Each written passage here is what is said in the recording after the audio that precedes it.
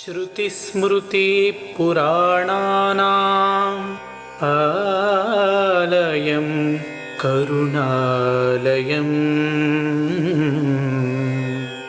नमामि भगवत्पादशङ्करं लोकशङ्करम्।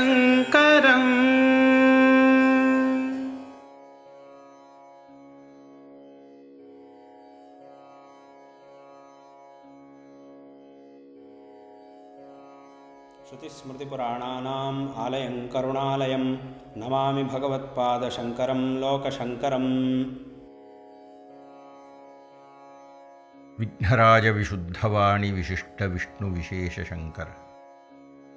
ವಾಯು ಜಲ ಗಗನ ಅನಲ ಅಣು ಓಂಕಾರ ಬ್ರಹ್ಮಾಂಡ ಆದಿಮಧ್ಯ ಅಂತದ ವ್ಯಾಪ್ತಕ್ಕೆ ಸಚ್ಚಿತ್ ಆನಂದ ಆತ್ಮಜ್ಞಾನಕ್ಕೆ ರೂಪುನೂರರ ಶುದ್ಧ ಚೈತನ್ಯಕ್ಕೆ ನಮೋ ನಮಃ. ಆತ್ಮೀಯ ಭಗವತ್ಪಾದ ಶ್ರೀ ಶ್ರೀ ಶಂಕರಾಚಾರ್ಯರ ಚರಿತ್ರೆಯಲ್ಲಿಯೂ ಸಿದ್ಧಾಂತದಲ್ಲಿಯೂ ಆಸಕ್ತರಾಗಿರತಕ್ಕವರೇ ವೈಚಾರಿಕರೇ. ಭಗವತ್ಪಾದರು ಕರ್ನಾಟಕದಲ್ಲಿ ಸಂಚಾರ ಮಾಡ್ತಾ ಶೃಂಗಗಿರಿಗೆ ಬಂದಿದ್ದಾರೆ. ಆ ಶೃಂಗಗಿರಿ ಎನ್ನತಕ್ಕಂಥ ಒಂದು ಹಳ್ಳಿಗೆ ಹೇಗೆ ಆ ಹೆಸರು ಬಂತು ಅನ್ನುವುದನ್ನು ಅಲ್ಲಿನ ಅರ್ಚಕರು ವಿವರಿಸಿ ಹೇಳಿದ್ದಾರೆ. ವಿಭಾಂಡಕೇಶ್ವರನ ಹಿನ್ನೆಲೆ, ವಿಭಾಂಡಕ ಮಹರ್ಷಿ, ಅವರ ಮಗನಾಗಿರತಕ್ಕಂಥ ಋಷ್ಯಶೃಂಗ, ಆತ ವಿವಾಹವಾಗಿರತಕ್ಕಂಥ ಶಾಂತೆ, ಆಕೆಯನ್ನು ಕೂಡಿ ಕೀಳ್ಗಕ್ಕೆ ಬಂದು ಅಲ್ಲಿ ಒಂದಷ್ಟು ಕಾಲ ಈಶ್ವರನ ಲಿಂಗದಲ್ಲಿ ಪೂಜಾಸಕ್ತರಾಗಿದ್ದು ಅವಸಾನ ಕಾಲದಲ್ಲಿ ಆ ಲಿಂಗದಲ್ಲಿ ಪ್ರವೇಶ ಮಾಡಿದ್ದಾರೆ ಋಷ್ಯಶೃಂಗರು ಅಂತ ವಿಷಯವನ್ನೆಲ್ಲ ತಿಳಿದು ಭಗವತ್ಪಾದರು ಕೀಳ್ಗಕ್ಕೆ ಬಂದು ಋಷ್ಯಶೃಂಗರ ದೇವಸ್ಥಾನದಲ್ಲಿ ಅಂದು ರಾತ್ರಿಯನ್ನು ಉಳಿದಿದ್ದಾರೆ.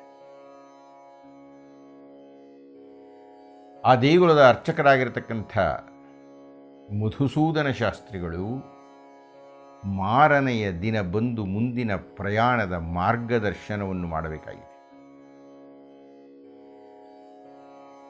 ಎಲ್ಲಿ ಹೋಗಬೇಕು, ಯಾರ ಹತ್ತಿರಕ್ಕೆ ಹೋಗಬೇಕು, ಹೇಗೆ ಹೋಗಬೇಕು ಎಲ್ಲವೂ ಭಗವತ್ಪಾದರಿಗೆ ಗೊತ್ತಿದ್ದರೂ ಮಾನವನ ಮಿತಿಯಲ್ಲಿ ನಡೆಯಬಹುದಾದಂತಹ ವಿಧಾನವನ್ನು ಅರ್ಥ ಮಾಡಿಕೊಳ್ಳುತ್ತಾ ಹೋಗ್ತಾ ಇದ್ದಾರೆ. ಅವರು ಮಾರನೆಯ ದಿವಸ ಮಧುಸೂದನ ಶಾಸ್ತ್ರಿಗಳು ಬಂದಾಗ ಕೇಳಿದ್ದಾರೆ, ನರ್ಮದೆಗೆ ಹೋಗತಕ್ಕಂಥ ಮಾರ್ಗ ಯಾವುದು?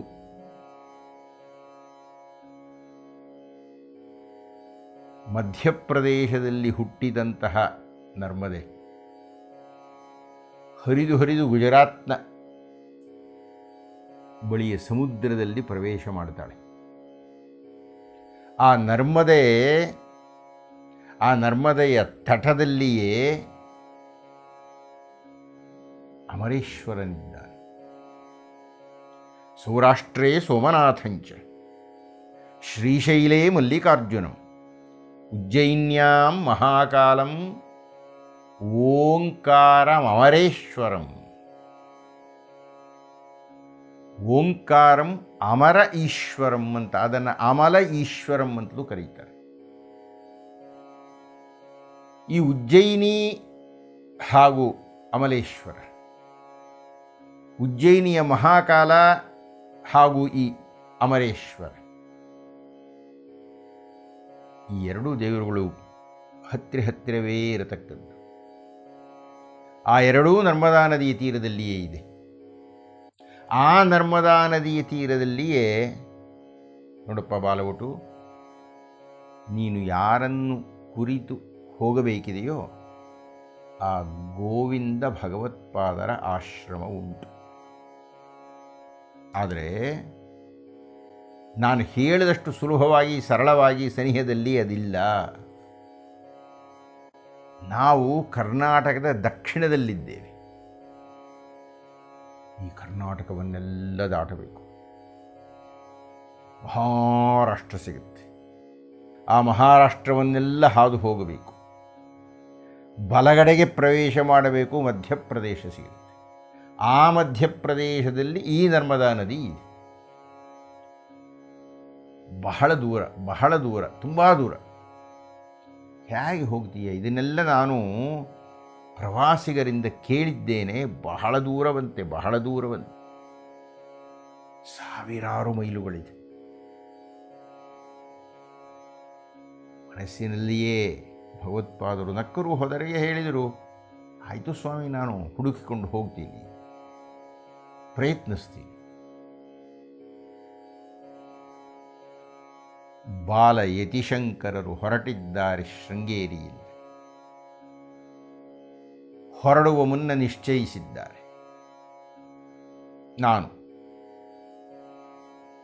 ಭವಿಷ್ಯದಲ್ಲಿ ಯಾವ ಸಿದ್ಧಾಂತವನ್ನು ಜಗತ್ತಿಗೆ ಪ್ರಸಿದ್ಧಪಡಿಸಬೇಕು ಅಂತ ಇದ್ದೇನೋ ಆ ಸಿದ್ಧಾಂತದ ಪ್ರಧಾನ ಕ್ಷೇತ್ರ, ಆ ಸಿದ್ಧಾಂತ ಪ್ರಸಾರವಾಗುವ ಮೂಲ ಕ್ಷೇತ್ರ, ಆ ಸಿದ್ಧಾಂತಕ್ಕಾಗಿ ಸಿದ್ಧವಾಗುವ ಒಂದು ವಿದ್ಯಾ ಕ್ಷೇತ್ರ, ಅದನ್ನು ಇಲ್ಲಿ ಸ್ಥಾಪನೆ ಮಾಡ್ತೀನಿ, ಈ ಶೃಂಗೇರಿಯಲ್ಲಿ ಸ್ಥಾಪನೆ ಮಾಡ್ತೀನಿ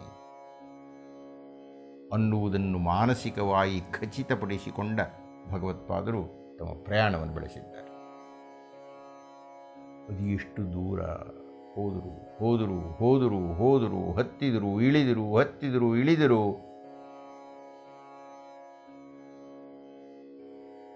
ಹೋಗ್ತಾ ಇದ್ದಾರೆ. ಅದೆಷ್ಟು ತಿಂಗಳುಗಳಾಯಿತೋ ಅಂತೂ ನರ್ಮದಾ ನದಿಯ ಹತ್ತಿರಕ್ಕೆ ಬಂದರು. ನಾನು ಹೇಳಿದಷ್ಟು ಸುಲಭವಾಗಿ ಬಂದರೆ ಈಗಾಗಲೇ ಹೇಳಿದ ಹಾಗೆ ತಿಂಗಳುಗಳು ಆಗಿದ್ದಿರಬೇಕು. ಅಷ್ಟು ದೂರದ ಪ್ರಯಾಣ. ಏಕಾಂಗಿಯಾಗಿ ದಾರಿಯಲ್ಲಿ ಸಿಗತಕ್ಕಂತಹ ಅತ್ಯಂತ ಕಡಿಮೆಯ ಪ್ರಮಾಣದ ಬಹುಶಃ ಫಲಾಹಾರವೇ ಅಂತ ಕಾಣುತ್ತೆ. ಯಾವುದಾದ್ರೂ ಹಳ್ಳಿಯಲ್ಲೋ ಯಾವುದಾದ್ರೂ ಊರಿನಲ್ಲಿಯೋ ಯಾರಾದರೂ ಶಿಷ್ಟರು ನಿತ್ಯಾಶ್ರಮಕ್ಕೆ ಅನುಗುಣವಾಗಿ ಅವರಿಗೆ ಭಿಕ್ಷೆಯನ್ನು ನೀಡಿದರೆ, ಅದು ಸಿಕ್ಕರೆ ಅದನ್ನು ಸ್ವೀಕರಿಸ್ತಾ ಇದ್ದರೆ ಬಿಟ್ಟರೆ, ಉಳಿದಂತೆ ದಾರಿಯಲ್ಲಿ ಕಾಡಿನಲ್ಲಿ ಸಿಗತಕ್ಕಂತಹ ಹಣ್ಣುಗಳನ್ನು ತಿಂದುಕೊಂಡೇ ತಮ್ಮ ಪ್ರಯಾಣವನ್ನು ಬೆಳೆಸಿದ್ದಾರೆ. ಅಂತೂ ಆ ನರ್ಮದಾ ನದಿಯ ತೀರದಲ್ಲಿ ಹುಡುಕಿಕೊಂಡು ಹೊರಟಿದ್ದಾರೆ ಗೋವಿಂದ ಭಗವತ್ಪಾದರ ಆಶ್ರಮವನ್ನು. ಯಾವ್ಯಾವುದೋ ಆಶ್ರಮಗಳು ಸಿಕ್ಕಿತು. ಅಲ್ಲಿದ್ದಂಥ ಋಷಿಗಳನ್ನು ಕೇಳಿದರು, ಭಗವತ್ಪಾದರ ಆಶ್ರಮ ಎಲ್ಲಿದೆ, ಗೋವಿಂದ ಭಗವತ್ಪಾದರ ಆಶ್ರಮ ಎಲ್ಲಿದೆ, ಅಲ್ಲಿ ಇನ್ನು ಮುಂದೆ ಒಂದು ತಾಣ, ಸುಮನೋಹರವಾದಂಥ ವನರಾಜಿಯ ಮಧ್ಯದ ಒಂದು ಋಷಿಯಾಶ್ರಮ. ಸಾಮಾನ್ಯವಾದ ಋಷಿಯಾಶ್ರಮ ಅಲ್ಲ, ಬಹಳ ದೊಡ್ಡದೇ ಆಗಿರತಕ್ಕಂಥ ಋಷಿಯಾಶ್ರಮ. 100 ಜನರಿದ್ದಾರೆ ಇಲ್ಲಿ. ಕೆಲವರು ವ್ಯಾಕರಣವನ್ನು ಅಧ್ಯಯನ ಮಾಡ್ತಾ ಇದ್ದಾರೆ, ಕೆಲವರು ಯೋಗಸೂತ್ರಗಳನ್ನು ಚಿಂತನೆ ಮಾಡ್ತಾ ಇದ್ದಾರೆ, ಕೆಲವರು ವೈದ್ಯ ವಿದ್ಯೆಯನ್ನು ಕಲಿತಾ ಇದ್ದಾರೆ, ಕೆಲವರು ವೇದಾಂತ ಚರ್ಚೆಗಳನ್ನು ಮಾಡ್ತಾ ಇದ್ದಾರೆ.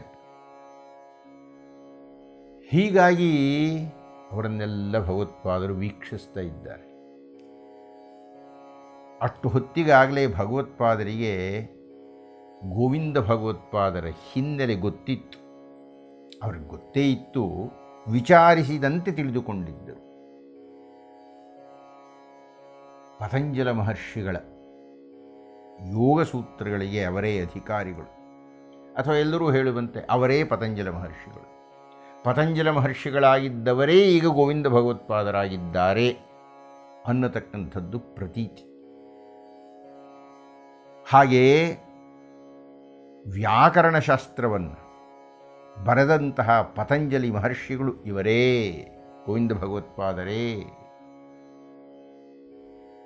ಹಾಗೆ ಆಯುರ್ವೇದಕ್ಕೆ ಸಂಬಂಧಪಟ್ಟಿರತಕ್ಕಂತಹ ವೈದ್ಯ ವಿದ್ಯೆಯನ್ನು ಪ್ರಚುರಪಡಿಸಿದವರು ಇವರೇ, ಈ ಪತಂಜಲ ಮಹರ್ಷಿಗಳೇ. ಈ ಪತಂಜಲ ಮಹರ್ಷಿಗಳೇ ಅಂದರೆ ಈ ಗೋವಿಂದ ಭಗವತ್ಪಾದರೇ ತಮ್ಮ ಹಿಂದಿನ ಅವತಾರಗಳಲ್ಲಿ. ಶ್ರೀ ಶ್ರೀ ಶಂಕರ ಭಗವತ್ಪಾದರು ಹೋಗಿದ್ದಾರೆ. ಅಲ್ಲಿನ ವಿದ್ಯಾರ್ಥಿ ಸಮುದಾಯದ ಜೊತೆಗೆ ಸಂಭಾಷಣೆ ಮಾಡಿದ್ದಾರೆ. ಕೆಲವರು ಸನ್ಯಾಸಿಗಳು ಇದ್ದಾರೆ. ಈಗಾಗಲೇ ಹೇಳಿದಂತೆ ಈ ವಿವಿಧ ವಿದ್ಯೆಗಳನ್ನು ಕಲಿತಾ ಇರತಕ್ಕಂತಹ ವಿದ್ಯಾರ್ಥಿಗಳು ಅವರೆಲ್ಲ ಬಹಳ ದೊಡ್ಡ ಆಶ್ರಮ. ಅವರೆಲ್ಲರೂ ತಮ್ಮ ಗುರುಗಳ ಬಗ್ಗೆ ಹೇಳಿದರು. ಎಲ್ಲಿ ಹಾಗಾದರೆ ಗೋವಿಂದ ಭಗವತ್ಪಾದ? ಈ ಆಶ್ರಮದಲ್ಲಿಯೇ ಇಲ್ಲ, ಇದರ ಪಕ್ಕದಲ್ಲಿ ಒಂದು ಗವಿ ಇದೆ. ಆ ಗವಿಯಲ್ಲಿ ಅವರು ಸಮಾಧಿಸ್ಥರಾಗಿದ್ದಾರೆ. ಯಾವಾಗ ಹೇಳ್ತಾರೆ ಗೊತ್ತಿಲ್ಲ. ನಾನಲ್ಲಿ ಹೋಗಬಹುದೇ? ಇಲ್ಲ, ಒಳಗೆ ಹೋಗಬೇಡಿ, ಗವಿಯ ಬಾಗಿಲಿನಲ್ಲಿ ನೀವು ನಿಂತು ಹಣಿಕೆ ಹಾಕಬಹುದು, ಕಾಣಬಹುದು, ಕಾಣದೇ ಇರಬಹುದು, ಪ್ರಯತ್ನ ಪಡಬಹುದು, ಬಾಗಿಲಿನ ತನಕ ಹೋಗಬಹುದು. ಭಗವತ್ಪಾದರು ಹೋಗಿದ್ದಾರೆ. ಸ್ವಲ್ಪ ನೆಲಮಟ್ಟದಿಂದ ಕೊಂಚವೇ ಎತ್ತರ ಇರತಕ್ಕಂಥ ಒಂದು ಗುಂಡಾಗಿರತಕ್ಕಂಥ ಆಕೃತಿ, ನೆಲ ಉಬ್ಬಿದೆಯೇನೋ ಅನ್ನುವಂತೆ. ಅದರ ಪ್ರವೇಶಕ್ಕೆ ಒಂದು ಪುಟ್ಟದಾಗಿರತಕ್ಕಂಥ ದ್ವಾರ. ಒಳಗೆ ಅಷ್ಟೇನು ಚೆನ್ನಾಗಿ ಕಾಣಿಸ್ತಾ ಇಲ್ಲ, ಹೆಚ್ಚು ಬೆಳಕಿಲ್ಲ. ಮಂದಪ್ರಕಾಶದಲ್ಲಿ ಒಂದು ಆಕೃತಿ ಕಾಣಿಸ್ತಾ ಇದೆ. ಬಹುಶಃ ಗುರುಗಳಿರಬಹುದು. ಸರ್ವವೇದಾಂತ ಸಿದ್ಧಾಂತ ಗೋಚರಂ ತಂ ಅಗೋಚರಂ ಗೋವಿಂದಂ ಪರಮಾನಂದಂ ಸದ್ಗುರುಂ ಪ್ರಣತೋಸ್ಮ್ಯಹಂ. ಗುಹೆಯ ಬಾಗಿಲಿನಲ್ಲಿ ನಿಂತು ಭಗವತ್ಪಾದರು ಹೇಳಿದ್ದಾರೆ, ಸದ್ಗುರುಂ ಪ್ರಣತೋಸ್ಮ್ಯಹಂ.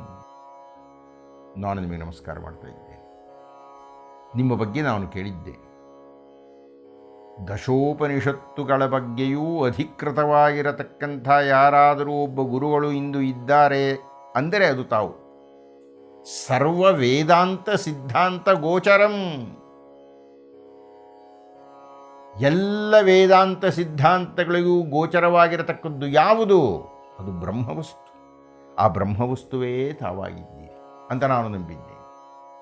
ಅಗೋಚರಂ, ನಮ್ಮ ಇಂದ್ರಿಯ ವ್ಯಾಪಾರಗಳಿಗೆ, ಸಾಧಾರಣವಾದ ಓದುಗಳಿಗೆ, ಇವುಗಳಿಗೆ ಅಗೋಚರವಾಗಿರತಕ್ಕ ಆ ಬ್ರಹ್ಮವಸ್ತು, ಅಥವಾ ಲೌಕಿಕಾರ್ಥದಲ್ಲಿ ಸಾಮಾನ್ಯವಾಗಿರತಕ್ಕಂಥ ಶಿಷ್ಯರಿಗೆ ಗೋಚರವಲ್ಲದ ತಾವು ಗೋವಿಂದಂ ಪರಮಾನಂದಂ. ಗೋವಿಂದ ಅನ್ನತಕ್ಕಂಥದ್ದು ಕೃಷ್ಣನ ನಾಮಧೇಯ. ಗಾಹವಿಂದತಿ ಗೋವಿಂದ ಅಂತ.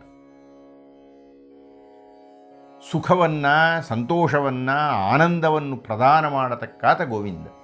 ತಾವೂ ಅಷ್ಟೇ. ನೊಂದಿರತಕ್ಕಂಥ ಜೀವಗಳಿಗೆ, ಅಜ್ಞಾನ ತುಂಬಿರತಕ್ಕಂತಹ ಶಿಷ್ಯರಿಗೆ ಮಾರ್ಗದರ್ಶನ ಮಾಡತಕ್ಕವರು. ಗೋವಿಂದಂ ಪರಮಾನಂದಂ ಸದ್ಗುರುಂ ಪ್ರಣತೋಸ್ಮ್ಯಹಂ. ನಾನು ನಿಮಗೆ ಪ್ರಣಮಿಸುತ್ತಿದ್ದೇನೆ. ಗೋವಿಂದ ಭಗವತ್ಪಾದರು ಸಮಾಧಿಸ್ಥರಾಗಿದ್ದರೂ ಮುಚ್ಚಿದ ಕಣ್ಣಿನ ಮುಂದೆ ತೇಜಸ್ವಿಯಾಗಿರತಕ್ಕಂಥ ಆ ಬಾಲ ಯತಿಯ ದರ್ಶನವಾಯಿತು, ರೋಮಾಂಚನವಾಯಿತು. ನಾನು ಯಾರನ್ನು ಕಾಣಬೇಕೆಂದು ಹಪಹಪಿಸುತ್ತಿದ್ದೇನೋ, ಯಾರಿಗಾಗಿ ನಾನು ನನ್ನ ವಿದ್ಯೆಯನ್ನು ಧಾರೆ ಎರೆಯಬೇಕು ಅನ್ನುವ ಸಂಕಲ್ಪವನ್ನು ಮಾಡಿದ್ದೇನೋ, ಯಾವ ನಮ್ಮ ಗುರುಗಳು ಹೀಗೊಬ್ಬ ಬಾಲಯತಿ ಬರ್ತಾನೆ, ಆತನಿಗಾಗಿ ನೀನು ನಿನ್ನಲ್ಲಿ ನಿಕ್ಷಿಪ್ತವಾಗಿರತಕ್ಕಂಥ ವೇದಾಂತ ವಿದ್ಯೆಯನ್ನು, ಅಂದರೆ ನಾನು ಏನನ್ನು ನಿನಗೆ ಉಪದೇಶ ಮಾಡಿದ್ದೇನೋ ಅದನ್ನು ನೀನು ಆತನಿಗೆ ಹೇಳಿಕೊಡಬೇಕಾಗಿದೆ. ಅಂತ ಏನನ್ನು ಅವರು ಆದೇಶ ಕೊಟ್ಟಿದ್ದರೋ ಅದನ್ನು ಪ್ರದಾನ ಮಾಡುವುದಕ್ಕಾಗಿ ನಾನು ಕಾಯ್ತಾ ಇದ್ದೇನೆ. ಅಂತೂ ಈ ಕಾಂತಿಯುಕ್ತನಾಗಿರತಕ್ಕಂಥ ಶಿಷ್ಯ ಶ್ರೇಷ್ಠ ಈಗ ಬಂದಿದ್ದಾನೆ ಅಂತ ಹೇಳಿ ಮುಚ್ಚಿದ ಕಣ್ಣನ್ನು ತೆಗೆದರು. ಅವರು ಗವಿಯೊಳಗಿದ್ದಾರೆ, ಭಗವತ್ಪಾದರು ಹೊರಗಡೆ ಇದ್ದಾರೆ. ಭಗವತ್ಪಾದರನ್ನು ಗೋವಿಂದ ಭಗವತ್ಪಾದರು ದೃಷ್ಟಿಸಿದರು. ಹೊರಗಡೆ ಇದ್ದಂತಹ ಶಿಷ್ಯರೆಲ್ಲ ಶಂಕರ ಭಗವತ್ಪಾದರನ್ನು, ಶ್ರೀ ಶ್ರೀ ಶಂಕರಾಚಾರ್ಯರನ್ನು ಅವರು ಹೇಳಿದರಲ್ಲ, ಆ ಸಿಂಹವಾಣಿಯಲ್ಲಿ ಹೇಳಿದರಲ್ಲ, ಸರ್ವವೇದಾಂತ ಸಿದ್ಧಾಂತ ಗೋಚರಂ ತಮಗೋಚರಂ ಅನ್ನುವ ವಾಕ್ಯವನ್ನು ಕೇಳಿ ದಿಗ್ಭ್ರಮಿತರಾಗಿ ಎಲ್ಲರೂ ಈ ಕಡೆಯೇ ನೋಡ್ತಾ ಇದ್ದಾರೆ. ಸ್ವಾಮಿನ್ನಮಸ್ತೆ ನತಲೋಕಬಂಧೋ ಕಾರುಣ್ಯ ಸಿಂಧೋ ಪತಿತಂ ಭವಾಬ್ಧೌ ಮಾಂ ಉದ್ಧರಾತ್ಮೀಯ ಕಟಾಕ್ಷದೃಷ್ಟ್ಯಾ ರುಜ್ವ್ಯಾತಿ ಕಾರುಣ್ಯ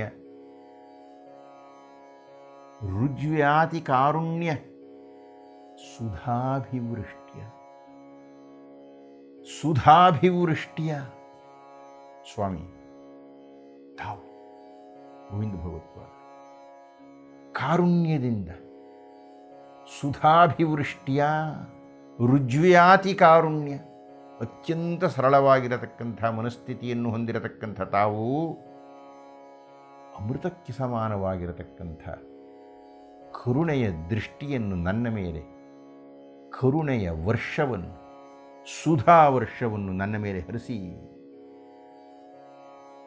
ಸ್ವಾಮಿ ನಮಸ್ತೆ. ನೀವೆಂಥವರು ಅಂದರೆ ನತಲೋಕ ಬಂಧೋ,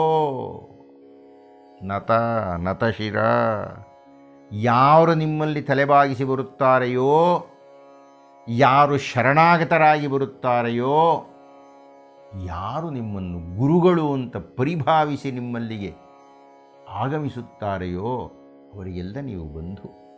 ನತ ಲೋಕ ಬಂಧೋ ಕಾರುಣ್ಯ ಸಿಂಧೋ ಪತಿತಂ ಭವಾಬ್ಧೌ. ನೀವು ಕರುಣಾಸಮುದ್ರರು, ನೀವು ಕೃಪಾವೃಷ್ಟಿಯನ್ನು ಸುರಿಸಬಲ್ಲವರು, ನೀವು ಕೃಪಾಸಾಗರರು, ನೀವು ನನ್ನನ್ನು ನೋಡಿ ಪತಿತಂ ಭವಾಬ್ಧೌ, ನೀವು ಕರುಣಾಸಮುದ್ರರು. ಆದರೆ ನಾನು ಈ ಲೋಕ ಅನ್ನತಕ್ಕಂಥ ಸಮುದ್ರದಲ್ಲಿ ಬಂಧಿತನಾಗಿ ಬಿಟ್ಟಿದ್ದೇನೆ. ಆದ್ದರಿಂದ ತಾವು ನನ್ನ ಮೇಲೆ ಕೃಪೆಯನ್ನು ಇಟ್ಟು ಮಾಂ ಉದ್ಧರಾತ್ಮೀಯ ಕಟಾಕ್ಷ ದೃಷ್ಟ್ಯಾ, ಮಾಂ ನನ್ನನ್ನು ಉದ್ಧರಿಸಿ, ನಾನು ನಿಮ್ಮ ಕರುಣೆಯಿಂದ ಉದ್ಧತನಾಗಬೇಕಾಗಿದೆ. ರುಜ್ವ್ಯಾತಿ ಕಾರುಣ್ಯ ಸುಧಾಭಿವೃಷ್ಟ್ಯ ದುರ್ವಾರ ಸಂಸಾರ ದವಾಗ್ನಿತಪ್ತಂ ದೋಧೂಯಮಾನಂ ದುರದೃಷ್ಟವಾತೈ ಭೀತಂ ಪ್ರಪನ್ನಂ ಪರಿಪಾಹಿ ಮೃತ್ಯೋ ಶರಣ್ಯಮನ್ಯಂ ಯದಹಂ ನ ಜಾನೇ, ಶರಣ್ಯಮನ್ಯಂ ಯದಹಂ ನ ಜಾನೇ. ಒಂದು ಭಗವತ್ಪಾದರು ಈ ವಾಕ್ಯವನ್ನು ಕೇಳಿ ಆನಂದ ತುಂದಿಲರಾಗಿ ಬಿಟ್ಟಿದ್ದಾರೆ. ಶರಣ್ಯಮನ್ಯಂ ಯದಹಂ ನ ಜಾನೇ, ನ ಜಾನೇ ನನಗೆ ಗೊತ್ತಿಲ್ಲ ಸ್ವಾಮಿ. ಅನ್ಯಂ ಮತ್ತೊಬ್ಬರು, ನಿಮ್ಮನ್ನು ಬಿಟ್ಟರೆ ಮತ್ತೊಬ್ಬರು. ಶರಣ್ಯಂ ಅನ್ಯಂ ಯತ್ ಅಹಂ ನ ಜಾನೇ. ಯಾಕೆಂದರೆ ನೀವೊಬ್ಬರೇ. ನಿಮ್ಮ ಹೆಸರನ್ನು ನಾನು ಎಲ್ಲಿಂದ ಕೇಳಿಕೊಂಡು ಬಂದಿದ್ದೆ? ಭಾರತದ ದಕ್ಷಿಣದ ಅಂಚಿನಿಂದ ಕೇಳಿಕೊಂಡು ಬಂದಿದ್ದೇನೆ. ಎಲ್ಲರೂ ನಿಮ್ಮ ಬಗ್ಗೆ ಮಾತನಾಡತಕ್ಕಂಥವ್ರು. ಶರಣ್ಯಮನ್ಯಂ ಯದಹಂ ನ ಜಾನೆ. ನನ್ನ ಸ್ಥಿತಿ ಏನಾಗಿದೆ ಅಂದರೆ ದುರ್ವಾರ ಸಂಸಾರ ದವಾಗ್ನಿ ತಪ್ತಂ. ಗೋವಿಂದ ಭಗವತ್ಪಾದರು ಯೋಚನೆ ಮಾಡ್ತಾ ಇದ್ದಾರೆ, ಇವರಿಗೆ ಯಾವ ಸಂಸಾರ, ಯಾತಕ್ಕೆ ಹೀಗೆ ಹೇಳ್ತಾ ಇದ್ದಾರೆ? ಎಲ್ಲ ಸಂಸಾರವನ್ನು 8 ವರ್ಷಗಳಲ್ಲಿಯೇ ಯಾವ ಸಂಸಾರ, ಕೇವಲ ತಾಯಿಯ ಸಂಸಾರ, ಒಂದು ತಾಯಿಯ ನಂಟೊಂದು, ಅದನ್ನೂ ಬಿಡಿಸಿಕೊಂಡು ಬಂದಿರತಕ್ಕಂಥ ಭಗವತ್ಪಾದರಿಗೆ ದುರ್ವಾರ ಸಂಸಾರದವಾಗ್ನಿ ತಪ್ತಂ ಯಾಕೆ ಹೀಗೆ ಹೇಳ್ತಾ ಇದ್ದಾರೆ ಗೊತ್ತಾಯಿತು. ಅದನ್ನು ಕೇಳಿಸಿಕೊಳ್ತಾ ಇದ್ದಾರೆ ಎಲ್ಲರೂ. ಆ ಕೇಳಿಸಿಕೊಳ್ಳತಕ್ಕವರಿಗೆ ಸಂಸಾರಸ್ಥನಾಗಿರತಕ್ಕಂಥ ವ್ಯಕ್ತಿಯೊಬ್ಬ ಯಾರಲ್ಲಿ ಶರಣಾಗತಿಯನ್ನು ಹೊಂದಿದರೆ ಅವರಿಗೆ ಮುಕ್ತಿ ಸಿಗುತ್ತದೋ ಅಂತಹ ಗುರು ನೀವು ಅಂತ ಲೋಕಕ್ಕೆ ಹೇಳುವುದಕ್ಕಾಗಿ ಹೇಳ್ತಾ ಇದ್ದಾರೆ. ದುರ್ವಾರ ಸಂಸಾರ ದವಾಗ್ನಿ ತಪ್ತಂ ದೋಧೂಯಮಾನಂ. ಓ ಬಿರುಗಾಳಿಗೆ ಸಿಕ್ಕು ತತ್ತರಿಸಿಬಿಟ್ಟಿದ್ದೇನೆ ಅಂತ. ದುರದೃಷ್ಟವಾತೈ. ಈ ಸುಂಟರ ಗಾಳಿಗೋ ಬಿರುಗಾಳಿಗೋ ಸಿಕ್ಕಿದರೆ ಯಾವ ರೀತಿಯಲ್ಲಿ ಝಂझಾವಾತಕ್ಕೆ ಸಿಕ್ಕು ತಲ್ಲಣಿಸಿ ಹೋಗುತ್ತದೆಯೋ ಹಾಗೆ ಆಗಿಬಿಟ್ಟಿದ್ದೇನೆ ಸ್ವಾಮಿ. ಹಾಗಾಗಿಲ್ಲ ಅವರು. ಹಾಗೆ ಆಗಿರುವವರನ್ನು ಉದ್ಧರಿಸಲಿಕ್ಕೆ ಅವರೇ ಸಿದ್ಧರಾಗಲಿರತಕ್ಕವರು. ಆದರೆ ಲೋಕದೃಷ್ಟಿಯಲ್ಲಿ ಸನ್ಯಾಸಕ್ಕೆ ಒಬ್ಬ ಗುರು ಬೇಕು. ಗೋವಿಂದ ಭಗವತ್ಪಾದರನ್ನು ಗುರುವನ್ನಾಗಿ ಹೊಂದಿ ಶ್ರೀ ಶ್ರೀ ಶಂಕರ ಭಗವತ್ಪಾದರು ಉದ್ಧಾರರಾದರೋ ಇಲ್ಲೋ ಗೊತ್ತಿಲ್ಲ, ಆದರೆ ಗೋವಿಂದ ಭಗವತ್ಪಾದರು ಉದ್ಧಾರರಾಗಿ ಬಿಟ್ಟರೂ ಅವರ ಹೆಸರು ಚಿರಸ್ಥಾಯಿಯಾಗಿಬಿಡ್ತು. ತಮ್ಮನ್ನು ನಾನು ಆಶ್ರಯಿಸಿದ್ದೇನೆ.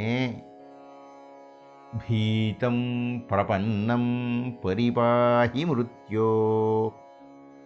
ಮೃತ್ಯುಂಜಯನಾಗಿರತಕ್ಕಂಥ ಪರಮೇಶ್ವರ ಹೇಳ್ತಾ ಇದ್ದಾನೆ, ಪರಿಪಾಹಿ ಮೃತ್ಯೋ. ಮೃತ್ಯುವಿನಿಂದ ರಕ್ಷಣೆ ಬೇಕು ಅಂತ ಕೇಳ್ತಾ ಇದ್ದೇನೆ. ಇದಕ್ಕಿಂತ ವಿಡಂಬನೆಯುಂಟೆ? ಭೀತಂ ಪ್ರಪನ್ನಂ, ಈ ಎಲ್ಲ ಪದಗಳು ಗುರುವಿನಲ್ಲಿ ಶಿಷ್ಯ ವ್ಯಕ್ತಪಡಿಸಬೇಕಾಗಿರತಕ್ಕಂಥ ವಿನಯ ಪ್ರಸೂಕ್ತಿಗಳು. ಯದಹಂ ನ ಜಾನೆ, ನನಗೆ ಗೊತ್ತಿಲ್ಲ, ನಿಮ್ಮನ್ನು ಬಿಟ್ಟರೆ ಇನ್ಯಾರೂ ಗೊತ್ತಿಲ್ಲ, ಆದ್ದರಿಂದ ಪರಿಪಾಹಿ ಮೃತ್ಯೋ, ದಯವಿಟ್ಟು ನನ್ನನ್ನು ಆಶೀರ್ವದಿಸಿ, ದಯವಿಟ್ಟು ನನಗೆ ರಕ್ಷಣೆ ಕೊಡಿ. ಹಾಗಂತ ಹೇಳಿ ಭಗವತ್ಪಾದರು ಕೈಗಳೆರಡನ್ನೂ ತಲೆಯ ಮೇಲೆ ಹೊತ್ತು ನಿಂತಿದ್ದಾರೆ.